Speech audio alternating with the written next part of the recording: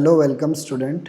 Class 10th SS के हम chapter 6 में उसके अगले वीडियो लेक्चर में आ गए हैं। चैप्टर का नाम है लेजिस्लेटिव, यानी चैप्टर का नाम है सेंट्रल गवर्नमेंट। इसमें हम प्रेसिडेंट के पावर पढ़ रहे थे, अब हम प्रेसिडेंट के लेजिस्लेटिव पावर में आ गए हैं।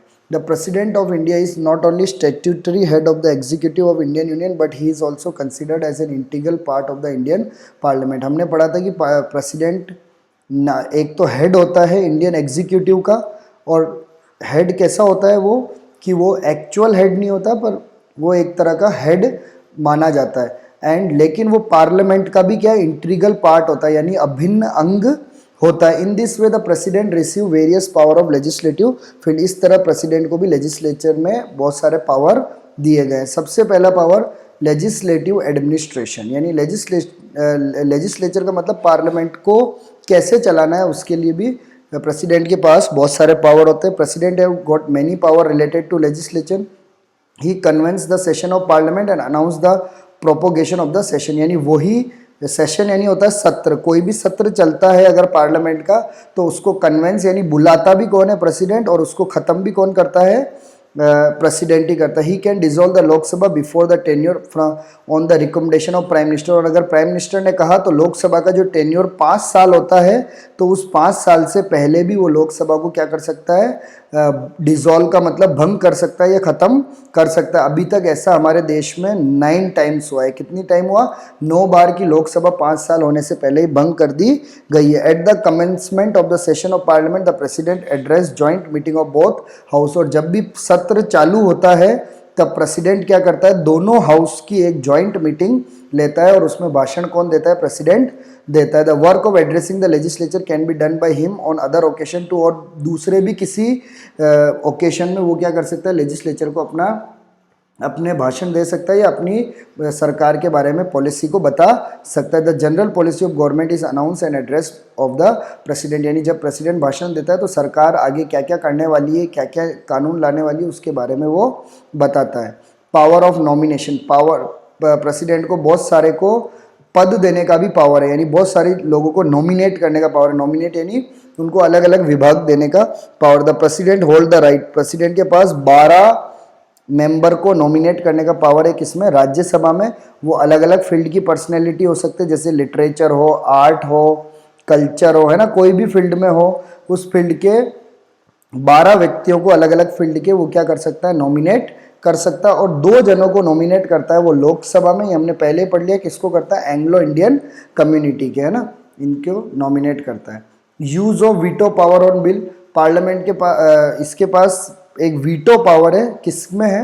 कोई भी कानून बनता है, कोई भी कानून है उसको क्या बोलते हैं, बिल बोलते हैं। Every bill approved of the parliament take the form of law only after the approval of president, यानी अगर लोकसभा ने कोई बिल पास कर दिया फिर राज्यसभा ने भी पास कर दिया और ये कानून लॉ कब बनेगा, जब प्रेसिडेंट उस पर क्या करेगा, सिग्नेचर करेगा या अप्रूव करेगा। He can return a general bill to the parliament for reconsideration with a few suggestion. अगर कोई भी बिल इसके पास आता है, कोई भी सामान्य बिल, तो अगर उसको लगता है कि उसमें कुछ बातें सजेस्ट करनी है तो वो सजेशन करके वापस पार्लियामेंट को लौटा सकता है। फिर but if bill is again pass by parliament, अब मान लो उसने तो सजेशन देके लौटा दिया लेकिन फिर पार्लियामेंट में उसकी सजेशन को माना नहीं, प्रेसिडेंट की सजेशन को माना नहीं, और लोकसभा और राज्यसभा ने वापस उस बिल को पास कर दिया विदाउट एनी अमेंडमेंट, बिना चेंज करे, then president will have to accept it for the second time. तो दूसरी बार उसको उस पर क्या करने पड़ेंगे, साइन करने ही पड़ेंगे, यानी उसको एक्सेप्ट करना ही पड़ेगा।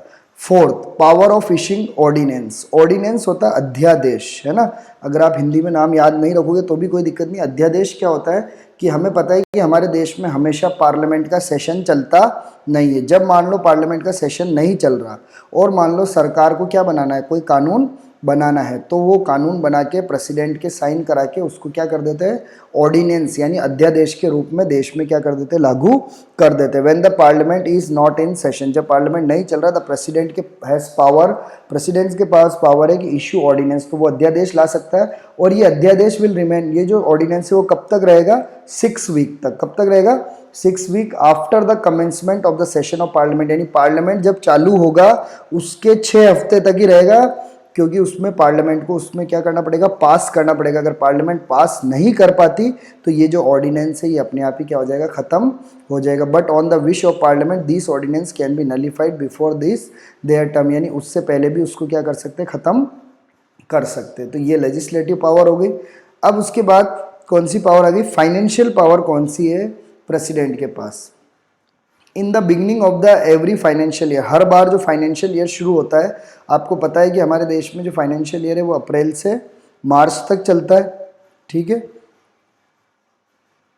The president will get detail of income and expenditure tabled in both the house of parliament. तो प्रेसिडेंट पूरा डिटेल रखता है, कितना तो इनकम हुई और कितना खर्चा हुआ, दोनों हाउस में रखता है। और इस तरह के बिल को क्या बोलते हैं, मनी बिल बोलते हैं। The money bill and the demand of for grant can not be proposed in Lok Sabha without the permission of president. और प्रेसिडेंट के परमिशन के बिना कोई भी मनी बिल और कोई भी पैसे के रिलेटेड जो बिल है वो लोकसभा में क्या नहीं होता, पेश नहीं होता। फोर्थ पावर है प्रेसिडेंट के पास है, वो है जुडिशियल पावर। तो the theory freedom of judiciary is adopted by constitution. हमारे संविधान ने क्या बोला है कि हमारे जो न्यायपालिका यानी जुडिशरी वो आज़ाद है, लेकिन द प्रेसिडेंट अपॉइंट द जज ऑफ सुप्रीम कोर्ट। प्रेसिडेंट किसको अपॉइंट करता है, सुप्रीम कोर्ट और हाई कोर्ट के जज को अपॉइंट करता है। The approval of the president is essential regarding the rule related to the work order of court made by the supreme court. यानी सुप्रीम कोर्ट जिन भी नामों को भेजता है और जिस भी तरह का नाम भेजता है उनमें से प्रेसिडेंट को किसी नाम को क्या करना पड़ता है, अप्रूव करना पड़ता है। The president receive yet another important power of clemency including judicial power, the power to pardon और reprieve the people who has been sentence already is also processed by him. President के पास एक और judicial power है कि वो दया कर सकता है, यानी ऐसी कोई भी व्यक्ति जिसको कोर्ट ने क्या सुनाई है, सजा सुनाई है, तो वो उसको क्या कर सकता है, दया दे सकता है और उसको छोड़ सकता है। ये भी प्रेसिडेंट की जुडिशियल पावर है। अगली जो पावर है वो है प्रेसिडेंट की इमरजेंसी पावर। कौन सी पावर है, इमरजेंसी यानी आपातकालिक पावर। क्या बोलते हैं हम, आपातकाल।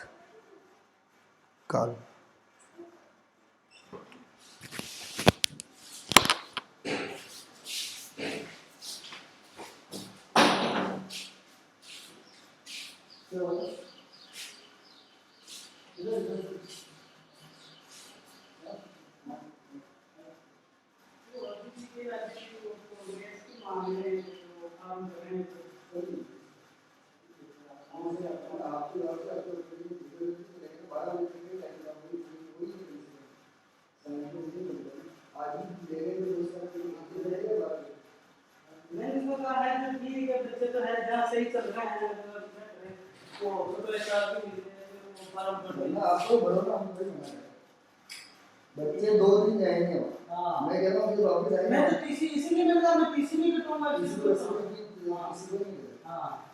टीसी नहीं कटवा मैं तो मैंने तो वो तो मेरी बाकी व्यवस्था आप ही जानते हैं, सरकारी वो हिंदी वाले टीचर ही पढ़ाएंगे, वो कहाँ पढ़ा रहे हैं इंग्लिश वाले। फिर भी आप भर दो, मैं मना थोड़ी करूँ, आप सुबह ले लेना। मेरे को तो यहाँ आने नहीं सर, हमारे मैंने कहा सर से पढ़ ले यार, सर की बात नहीं है, आपको कहीं मना कर। इसमें कैसे क्या खुला, मैंने तो अभी पता चला भगवान की महात्मा गांधी के नाम से गवर्नमेंट ने इंग्लिश मीडियम स्कूल खोला। तो उसमें लॉटरी सिस्टम आएगा, लॉटरी को मतलब जो ज़्यादा कम बड़े लॉटरी को डालनी पड़ेगी, जैसे ये तो उनकी जो सुविधा है। अभी क्या बिल्डिंग है, क्या बिल्डिंग जो है पहले हिंदी मीडियम चलता था ना, उस बिल्डिंग में अभी चला है। हम जो जब नरेश को ही देते थे, अगर फोन करते थे आप नरेश जी का है ना, हाँ नरेश उनको ही देते थे। मैं उनको मैं देता हूँ, मेरे को पता थोड़ी थी। हाँ मेरे को किसी ने बोला ना, उन्होंने भी तो नहीं बोला ना, वो भी तो फॉर्म भरने के लिए आए थे ना, नरेश पारिक। हाँ वो भी तो इधर ही फॉर्म भरने के लिए शुरू ले गए ना। अगर जितेंद्र जी होते तो मैं अभी हाथों हाथ निकाल के ले आता वहाँ से कंप्यूटर से, और मैं निकाल के लाऊंगा तो वो साइन नहीं करेंगे, तो मतलब नहीं है वो बात रहते हैं तो चले गए घर पे।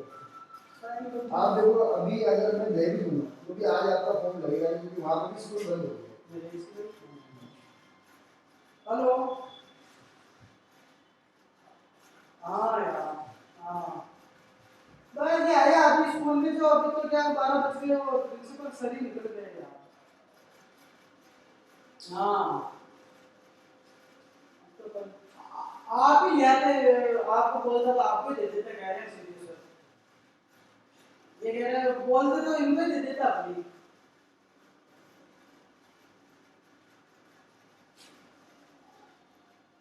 चलो ठीक बात, कल फ्री रहते हैं। हाँ हाँ हाँ, कल लास्ट है। नहीं तो बात होती ना सर से, उन्होंने कहा कि कल लास्ट है तो कल दे देना।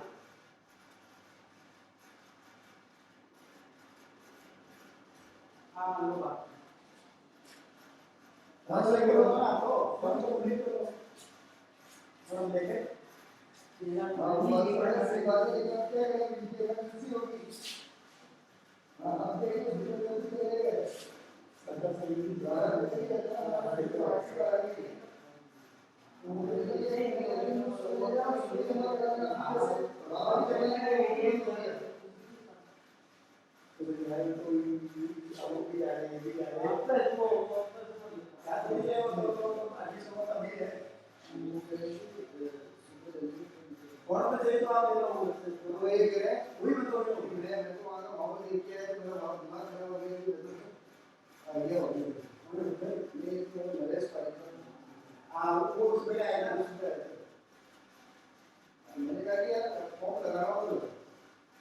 नहीं तो मैंने उनको भी बोला, मुझे जो सर है स्कूल वाले, उनको सच बोला, मैंने कहा मैं टीसी वीसी नहीं लाऊंगा, इसी को भी मैंने कहा मैं तो टीसी ला रहा हूँ, मान लो आप इधर बजट मिल जाएगा, कुछ व्यवस्था नहीं हो तो मेरे बच्चों का पास में मैं तो सरकारी है, वो लेती लेती उसकी भी जा रही गुड़िया, उसकी भी जा रही है बच्चे की। अभी एक समस्या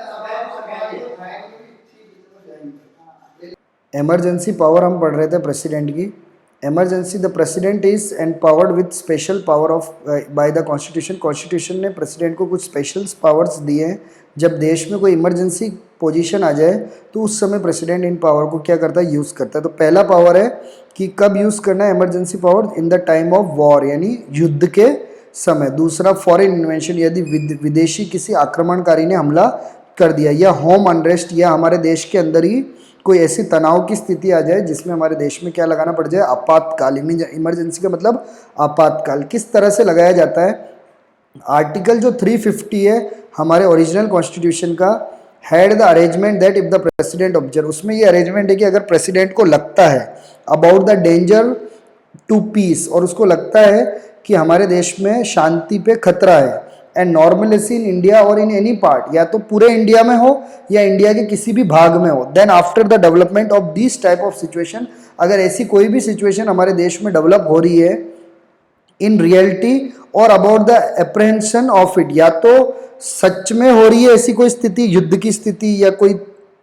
अनरेस्ट की स्थिति, या तो सही में हो रही है या उसको लग रहा है कि ऐसे होने की संभावना है, द प्रेसिडेंट को डिक्लेयर द इमरजेंसी। तो प्रेसिडेंट क्या कर सकता है, इमरजेंसी को डिक्लेयर कर सकता है, even without the approval of parliament, बिना पार्लियामेंट के अप्रूवल के, यानी बिना पार्लियामेंट के परमिशन के वो इमरजेंसी को क्या कर सकता है, डिक्लेयर कर सकता है। This arrangement last for 2 month, और ये जो इमरजेंसी कितने महीने तक रहती है, 2 मंथ तक रहती है। और 2 मंथ से पहले इसमें पार्लियामेंट से क्या चाहिए, अप्रूवल चाहिए, and can retain it till the requirement. और पार्लियामेंट से एक बार अप्रूवल मिल जाए तो फिर जब तक जरूरत है तब तक इस इमरजेंसी को क्या किया जा सकता है, आगे बढ़ाया जा सकता है। लेकिन अब संविधान में ये तरीका नहीं है। लेकिन संविधान के जो 44th जो संशोधन किया गया, यानी 44th अमेंडमेंट किया गया, उसमें इस इमरजेंसी के कुछ अलग पॉइंट लिखे हैं। फर्स्ट पॉइंट क्या है, this kind of emergency can no be declared only after the apprehension of war, external invention और armed rebellion. The emergency could not be declared in the name of internal distribution, यानी इस तरह की emergency can no be declared only after the apprehension of war, यानी ये ऐसे नहीं declare कर सकते कि संभावना है लड़ाई की या बाहर से कोई आक्रमणकारी आ सकता है, ये होगा तो ही डिक्लेयर करना है। तो संभावना के आधार पे, पहले ऐसा था ना कि अगर प्रेसिडेंट को लगे तो ही वो कर सकता है, लगने पे नहीं। और अंदरूनी डिस्टरबेंस के आधार पे क्या नहीं लगा सकते, इमरजेंसी को नहीं लगा सकते। इंटरनल डिस्टरबेंस का मतलब हमारे अंदरूनी अगर कोई डिस्टर्ब हो रहा तो उससे इमरजेंसी को नहीं लगाया जा सकता। Second, the declaration of emergency by the president under the article 352, जो 352 आर्टिकल में जो प्रेसिडेंट इमरजेंसी लगाता है वो तभी लगा सकता है जब रिटर्न में उसको कौन एडवाइस दे, कैबिनेट। कैबिनेट का मतलब प्रधानमंत्री और सारे मिनिस्टर्स, उनके बोलने पे नहीं, बोलने पे इमरजेंसी नहीं लगा सकता, लिखित में वो एडवाइस दे कि प्रेसिडेंट को क्या लगाना चाहिए, इमरजेंसी लगाना चाहिए, तभी इमरजेंसी लगाया जा सकता है। Third, the ascent of parliament would required with in a month, पहले 2 महीने में चाहिए था, अब 1 ही महीने में स्पेशल मेजोरिटी से, और स्पेशल मेजोरिटी कितनी होती है, 2/3 मेजोरिटी, और बोथ हाउस का मतलब दोनों हाउस में वोटिंग जितने मेंबर करेंगे उनका 2/3 मेंबर अगर पास करेंगे तभी इमरजेंसी लग सकती है। And to keep continue the permission of parliament would required for every 6 months, तो जब एक बार परमिशन मिल जाएगी तो इमरजेंसी कितने महीने तक रहेगी, 6 मंथ तक। फिर और आगे बढ़ानी है तो वापस किससे परमिशन लेना पड़ेगा, पार्लियामेंट से परमिशन लेना पड़ेगा। फोर्थ चेंज क्या किया, the announcement of emergency can be terminated by simple majority, लेकिन अगर इमरजेंसी को हटाना हो तब तो सिंपल मेजोरिटी से आप अगर पास कर दो, पार्टिसिपेटिंग मेंबर ऑफ लोकसभा के जितने भी मेंबर हैं वो अगर सिंपल मेजोरिटी से पास कर देंगे तो भी क्या हो जाएगी, इमरजेंसी हट जाएगी। Provision of emergency after the failure constitutional machinery in the state according to the article, तो पहला था 352, आप ध्यान रखना इमरजेंसी के 3 आर्टिकल है, 352, फिर एक छोड़ के 356, 4 छोड़ के 4 + 4 कर देना, फिर +4 करोगे तो 360, तो 352 हमने पढ़ लिया। अब 356 वाला, जब प्रेसिडेंट को ऐसा पता लगे and has evolved a situation, और ऐसी सिचुएशन आ जाए where the government of state could not function according to the provision of constitution, यानी कि जो स्टेट की सरकार है वो किसके अनुसार नहीं चल रही, संविधान के अकॉर्डिंग नहीं चल रही, then he can declare the state of emergency in that province. Province का मतलब होता है स्टेट, तो प्रेसिडेंट उस स्टेट पे क्या लगा सकता है, इमरजेंसी लगा सकता है। इमरजेंसी का मतलब मान लो कोई स्टेट है जिसमें मान लो 200 MLA हैं और किसी भी जीतने वाली पार्टी को 101 चाहिए होते हैं, और इलेक्शन हुए और मान लो 101 किसी को नहीं मिले, एक पार्टी को 80 मिल गए, किसी को 90 मिल गए और बाकी निर्दलीय को, इंडिविजुअल को मिल गए, तो किसी की भी सरकार नहीं बन रही, तो इस केस में प्रेसिडेंट इस स्टेट में क्या लगा सकता है, इमरजेंसी लगा सकता है। और भी इमरजेंसी लगाने के और भी तरीके हैं। This announcement of emergency would not be applicable for a period of more than 2 month without the approval of parliament, तो ये इमरजेंसी 2 महीने के लिए लगाई जा सकती है, लेकिन उसके बाद के लिए पार्लियामेंट से क्या लेना पड़ेगा, उसका अप्रूवल लेना पड़ेगा। The president rule can be impose for 6 month, और एक बार पार्लियामेंट पास कर दे तो 6 महीने तक प्रेसिडेंट के रूल्स को आगे बढ़ाया जा सकता है। This type of proposal is essential to be pass separately by both the house, ये भी दोनों हाउस से पास करना है, और बस किससे, सिंपल मेजोरिटी, इसके लिए कोई स्पेशल मेजोरिटी नहीं चाहिए। The president rule can not continue in any condition after 3 year, लेकिन 3 साल तक तो उस स्टेट की कंडीशन को सही करना है, 3 साल के बाद किसी भी हालत में वहाँ पे क्या नहीं होना चाहिए, प्रेसिडेंट रूल नहीं होना चाहिए, वहाँ की एक क्या होनी चाहिए, सरकार होनी चाहिए। तो इसलिए मैक्सिमम प्रेसिडेंट रूल कितने साल तक लगा सकते हैं, तो 3 साल तक लगा सकते हैं। अगली जो इमरजेंसी है वो कौन सी इमरजेंसी है, फाइनेंशियल इमरजेंसी। फाइनेंशियल यानी आर्थिक, यानी पैसे की कमी हो जाए। मान लो आर्टिकल 360 है, उसमें प्रेसिडेंट के पास पावर है get the apprehension that owing to certain circumstance the menace to financial stability and credibility of India has been caused, then he declared the state of financial emergency। और अगर president को ऐसा लगता है कि हमारा जो धन है, जो पैसा है, उसकी स्टेबिलिटी बिगड़ चुकी है और इंडिया की हालत बहुत ख़राब है, और इंडिया की जो मार्केट में जो क्रेडिट है या विश्व में जो क्रेडिट है वो भी क्या होता जा रहा है, कम होता जा रहा है, तो प्रेसिडेंट कौन सी इमरजेंसी लगा सकता है, फाइनेंशियल इमरजेंसी लगा सकता है। The term decide for declaration is same as the first, कितने समय तक होगा, कैसे होगा, ये सब पहले वाली इमरजेंसी में जो था वो का वही प्रोसेस चलेगा। अगला जो हमारा इम्पोर्टेंट अधिकारी है वो कौन है, वाइस प्रेसिडेंट। प्रेसिडेंट के बाद अगला, पहला हमने एग्जीक्यूटिव में प्रेसिडेंट पढ़ लिया, अब वाइस प्रेसिडेंट। तो वाइस प्रेसिडेंट का इलेक्शन कैसे होता है, आर्टिकल नंबर 63 है इंडियन कॉन्स्टिट्यूशन में, वहाँ पे लिख रखा है कि भारत में एक पोस्ट होगी, किसकी पोस्ट होगी, वाइस प्रेसिडेंट की एक पोस्ट होगी। Vice president is elected during the joint sitting of both the house of parliament, यानी पार्लियामेंट के दोनों हाउस यानी लोकसभा और राज्यसभा, इन दोनों के मेंबर जब एक साथ बैठकर क्या करेंगे, एक सिंगल ट्रांसफरेबल वोट सिस्टम है, उस वोट सिस्टम के मेथड से सीक्रेट बैलेट में यानी सीक्रेटली वोट करके किसको चुनेंगे, वाइस प्रेसिडेंट को चुनेंगे। वाइस प्रेसिडेंट बनने के लिए क्या क्या क्वालिफिकेशन या क्या योग्यता चाहिए, एक तो भारत का नागरिक होना चाहिए, उम्र 35 से कम नहीं होनी चाहिए यानी 35 या उससे क्या होनी चाहिए, ज़्यादा होनी चाहिए। He should meet all the qualification which have been fixed for the member of Rajya Sabha, और राज्यसभा के मेंबर बनने के लिए जो जो क्वालिफिकेशन चाहिए वो सारी क्वालिफिकेशन किसके अंदर होनी चाहिए, वाइस प्रेसिडेंट, यानी राज्यसभा का हमने पढ़ा था ना क्या क्या चाहिए, वो सारी क्वालिफिकेशन प्रेसिडेंट के अंदर होनी चाहिए।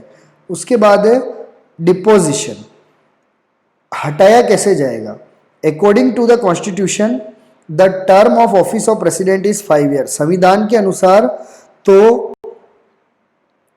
जो संविधान के अनुसार वो प्रेसिडेंट कितने साल रहता है, 5 साल तक ही रहता है, but he can resign voluntary, और वो लेकिन वो चाहे तो उससे पहले खुद भी क्या दे सकता है, वॉलेंट्री का मतलब अपनी मर्जी से रिजाइन यानी इस्तीफा दे सकता है उसकी पोस्ट से बिफोर इज टेन्योर, यानी उसके 5 साल होने से पहले भी वो इस्तीफा दे सकता है। And terminated by the resolution, उसके अलावा राज्यसभा अगर अपनी टोटल मेजोरिटी से उसको हटाने का कोई प्रस्ताव पास करती है और बाद में उस प्रस्ताव को कौन मान लेती है, लोकसभा मान लेती है, तब भी वाइस प्रेसिडेंट को अपनी पोस्ट से क्या किया जा सकता है, हटाया जा सकता है। The information of this kind of proposal should be given before 14 days, अगर वाइस प्रेसिडेंट को हटा रहे हैं और या उसकी कोई प्रक्रिया लाई जा रही है तो उसको 14 डेज पहले उसको क्या करना पड़ेगा, बताना पड़ेगा कि आपको हटाने का क्या लाया जा रहा है, प्रक्रिया लाई जा रही है। Power and function of vice president, अब वाइस प्रेसिडेंट की क्या पावर है और वो क्या काम करता है, आपको पता होना चाहिए कि राज्यसभा का जो चेयरमैन होता है वो हमारे देश का वाइस प्रेसिडेंट ही होता है। अभी हमारे देश का वाइस प्रेसिडेंट कौन है, वेंकैया नायडू, और वही राज्यसभा का क्या होता है, चेयरमैन है। चेयरमैन का मतलब राज्यसभा को चलाने वाला। Vice president is the ex officio chairman of Rajya Sabha, यानी राज्यसभा का हमेशा का जो चेयरमैन होता है वो देश का वाइस प्रेसिडेंट, यानी देश का वाइस प्रेसिडेंट जो भी बनेगा वो राज्यसभा का क्या बनेगा, चेयरमैन बनेगा। As he is not a member of Rajya Sabha, लेकिन वो राज्यसभा का मेंबर नहीं होता, वो राज्यसभा का मेंबर नहीं होता फिर भी वो राज्यसभा का चेयरमैन होता है। So he can not entitle for voting, इसलिए वो राज्यसभा में वोटिंग नहीं कर सकता। But in the case of indecisiveness on any subject he hold the right to casting vote, लेकिन मान लो राज्यसभा के 250 मेंबर है और वोटिंग करना शुरू हुआ यस और नो में, और अगर यस में भी 125 वोट आ गए, नो में भी क्या आ गए 125 वोट आ गए। अब इस केस में कौन डिसाइड करेगा कि करना है या नहीं करना, तब जाके कौन वोट कर सकता है, ये वाइस प्रेसिडेंट डिसेसिव वोट डाल सकता है। This is the most important work of vice president, और यही वाइस प्रेसिडेंट का सबसे इंपॉर्टेंट काम है। Taking over the charge of president in his absence, अगर प्रेसिडेंट नहीं है तो इस केस में वो प्रेसिडेंट का चार्ज लेकर प्रेसिडेंट का काम कर सकता है। मान लो देश का प्रेसिडेंट नहीं है तब इस काम कर सकता है। तो देश का प्रेसिडेंट कब नहीं होगा, इसके भी कुछ पॉइंट्स होंगे ना। तो पहला काम, मान लो प्रेसिडेंट की मृत्यु हो जाए, डेथ हो जाए, तो नया प्रेसिडेंट बनाने में तो टाइम लगेगा ना, तो तब तक प्रेसिडेंट का काम कौन करेगा, तो तब तक कौन करेगा, वाइस प्रेसिडेंट करेगा। या तो मान लो प्रेसिडेंट ने अचानक रिजाइन कर दिया, रिजाइन ने इस्तीफा दे दिया, तब भी उसका काम कौन करेगा, वाइस प्रेसिडेंट करेगा। या प्रेसिडेंट को इम्पीचमेंट पढ़ाया था मैंने, महाभियोग लाके बाहर निकाल दिया, तब भी कौन करेगा, वाइस प्रेसिडेंट करेगा। या प्रेसिडेंट को कोई बीमारी हो गई जिससे वो हॉस्पिटल में भर्ती है लंबे समय तक, या कोई वो विदेशी दौरे पे चला गया 1 महीने 2 महीने 6 महीने के लिए चला गया, या 6 महीने से वो वेंटिलेटर में बीमार है, तब उसका काम कौन करेगा, तब कौन करेगा, वाइस प्रेसिडेंट करेगा। अगली पोस्ट आती है हमारे देश की, वो आती है किसकी, प्राइम मिनिस्टर की। तो आप जानते हो हमारे देश का सबसे इंपॉर्टेंट पोस्ट कौन सा है, प्राइम मिनिस्टर, हमारे देश की जो सबसे इंपॉर्टेंट पोस्ट है। तो आर्टिकल 74 है जो हमारे भारत के संविधान का, उसमें लिख रखा है किसके पोस्ट के बारे में लिख रखा है, प्राइम मिनिस्टर के पोस्ट के बारे में लिख रखा है। Appointment of the prime minister, तो प्राइम मिनिस्टर कौन बनता है या उसको कैसे अपॉइंट किया जाता है। It is provided in the constitution that the prime minister will be appoint by the president. तो सबसे पहली बात आपको ये पता होनी चाहिए कि प्राइम मिनिस्टर को कौन अपॉइंट करेगा, भारत का प्रेसिडेंट, यानी जो प्रेसिडेंट होगा वही प्राइम मिनिस्टर को क्या करेगा, अपॉइंट करेगा। According to the basic concept of constitutional system, it is obligatory for the president to appoint the leader of the party having majority in the Lok Sabha as prime minister. तो ऐसा नहीं है कि prime minister अपनी मर्जी से किसी को, प्रेसिडेंट अपनी मर्जी से किसी को भी प्राइम मिनिस्टर बना दे, ऐसा नहीं होता। जैसे मान लो अभी आपको पता है कि हमारे देश में बीजेपी की पार्टी जीती हुई है, उसके सारे मेंबर जीते हुए हैं, उनमें से उनका जो लीडर होगा, जैसे अभी उनका लीडर कौन है, नरेंद्र मोदी, वही हमारे देश का प्राइम मिनिस्टर। तो जो उनका लीडर होगा उसी लीडर को प्रेसिडेंट क्या बनाएगा, प्राइम मिनिस्टर बनाएगा। ऐसा नहीं है कि हर किसी को बना दे, कि सभी जीत के आए तो किसी को भी प्राइम मिनिस्टर बना दे, नहीं, ऐसा नहीं कर सकता। Yet there may be circumstance when the president can exercise his discretion in relation for the appointment of prime minister. कई बार ऐसी स्थिति भी आती है जब प्रेसिडेंट अपने दिमाग का भी या अपने स्व विवेक का भी यूज करके प्रेसिडेंट को बना सकता है। In the parliamentary system of governments, Prime Minister is the only person who is considered as the principal rock of arc-shaped building in the Constitution। यानी सबसे महत्वपूर्ण चट्टान, यानी जो हमारी संविधान की जो बिल्डिंग बनी हुई है उसका जो सबसे महत्वपूर्ण रॉक या स्तंभ या चट्टान, वो कौन है, हमारे देश का प्राइम मिनिस्टर है।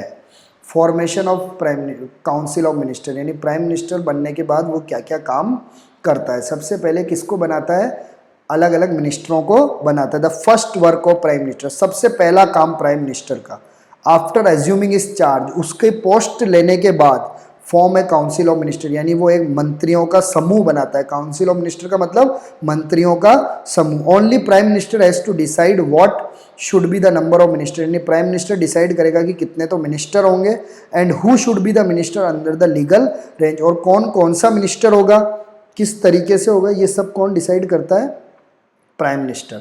Distribution and change of portfolios, यहाँ पे ये पोर्टफोलियोस का मतलब आप ध्यान रखना, विभाग, विभाग का मतलब अलग अलग पोस्ट होती है ना, फाइनेंस मिनिस्टर, रक्षा मंत्री है ना, रक्षा मंत्री होता है, फाइनेंस मिनिस्टर होता है, होम मिनिस्टर होता है, डिफेंस मिनिस्टर होता है ना, एजुकेशनल मिनिस्टर होता है। ये सारे मिनिस्टर को अलग अलग विभाग दिए जाते हैं, उसको इंग्लिश में बोलते हैं पोर्टफोलियोस, है ना। ये भी कौन देता है, प्राइम मिनिस्टर ही देता है। Prime minister act according to his discretion, यानी प्राइम मिनिस्टर अपने दिमाग के अनुसार या अपने विवेक के अनुसार अलग अलग लोगों को अलग अलग विभागों को बांटता है। And generally no man make any objection in the final distribution, और प्राइम मिनिस्टर जिसको भी जो भी बांटता है कोई भी उसका क्या नहीं करता, ऑब्जेक्शन या विरोध नहीं करता।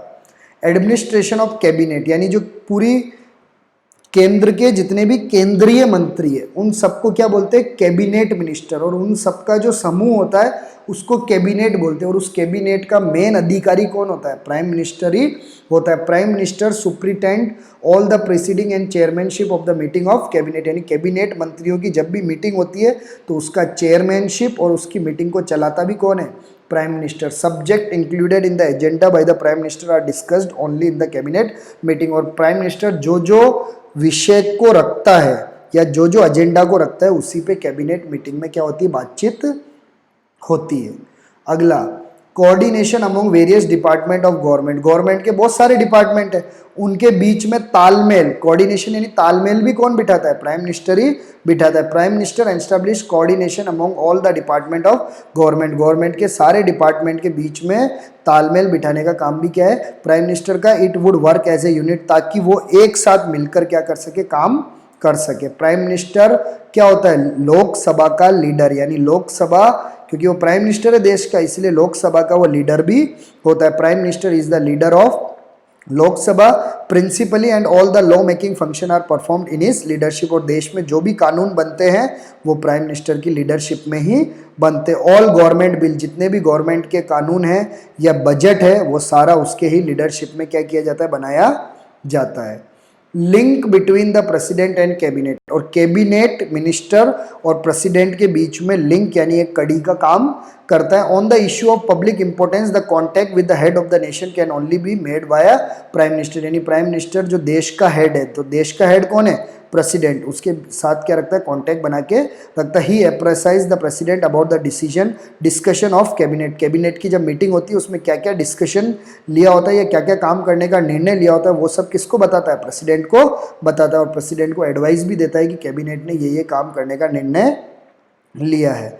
बेस्टोइंग वेरियस पोस्ट, अलग अलग पोस्टों पे कौन एडवाइस देता है प्रेसिडेंट को कि इसको ये बनाओ उसको वो बनाओ, क्योंकि बनाता तो प्रेसिडेंट है, हमने पढ़ा था ना प्रेसिडेंट बहुत सारों को पोस्ट को बनाता है, लेकिन उन सब में एडवाइस कौन देता है? प्राइम मिनिस्टर की एडवाइस के बिना वो कुछ भी क्या नहीं कर सकता, बना नहीं सकता। The power of appointing high rank official, जो बड़े बड़े ऑफिशियल है, गिवन बाय कॉन्स्टिट्यूशन, कॉन्स्टिट्यूशन ने जो बड़े बड़े ऑफिसरों को अपॉइंट करने का जो काम किसको दे रखा है? प्रेसिडेंट को दे रखा है, लेकिन वो इसको प्रैक्टिस किसके एडवाइस से करता है? प्राइम मिनिस्टर के एडवाइस से करता है, because president exercise is power with only advice of prime minister. क्योंकि आपको पता होना चाहिए कि प्रेसिडेंट अपने पावर का यूज केवल प्रेसिडेंट प्राइम मिनिस्टर की एडवाइस से ही कर सकता है, not on his self discretion. का मतलब अपने दिमाग से वो कुछ नहीं कर सकता, प्राइम मिनिस्टर जो बोलेगा वही उसको क्या करना है। अगली जो इंपॉर्टेंट पोस्ट है वो है काउंसिल ऑफ मिनिस्टर। तो इसके बारे में हम कल पढ़ेंगे, आज आप इतना पढ़ना, कल हमारा ये चैप्टर खत्म हो सकता है अगले वीडियो लेक्चर में, क्योंकि बहुत ही बड़ा चैप्टर है, तो अगले वीडियो लेक्चर में हम इसको क्या करेंगे, कंप्लीट करेंगे। आशा करता हूँ आपको समझ में आया हो।